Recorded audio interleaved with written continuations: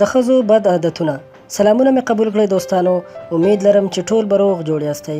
په دې ویډیو کې تاسو سره د ښځو هغه 10 بد عادتونه شریکوم. که هره ښځه دا عادتونه لري نو باید زر تر زره یې پرېږدي، ځکه چې کورنۍ ژوند مو ډېر خرابوي. نو په دې هیله چې ویډیو تر پایه وګورئ، او که تر اوسه مو زموږ چینل نه وي سبسکرایب کړی نو مهرباني وکړئ همدا اوس یې سبسکرایب کړئ.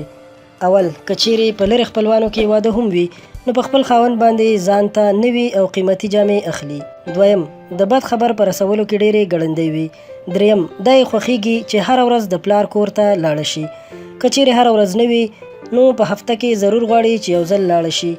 څلورم، په غیبت کولو کې ډېر زیات مهارت لري.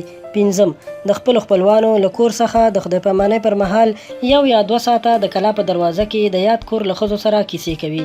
شپږم، که هر څومره نوې جامې واخلي بیا هم نه پرې مړېږي. اووم، د خپل پلار په کور کې هیڅکله د خپل خاوند د کور ستاینه او صفت نه کوي. اتم، که چیرې د یوې ښځې په وړاندې د بلې ستاینه وشي نو د زړه له کومې خواشیني کیږي. نهم، د هیڅ یوې ښځې خواښې نه خوښیږي، که څه هم خواښې ورسره ښه چلند کوي، خو ښه ښځې هغه دي چې د خپلې خواښې سره ښه چلند وکړي. لسم، د خپل خاوند په پیسو باندې اخیستل شوي څیزونو باندې د خپل پلار د کور نوم کوي او وایي چې یا یې ورته ورور اخیستي او یا یې هم پلار. نو دوستانو، دا هغه معلوماتو چې تاسو ته مو راټول کړي وو.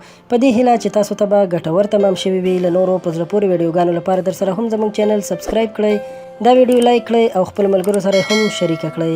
تر بلې ویډیو درنه اجازت غواړم. د الله په امان.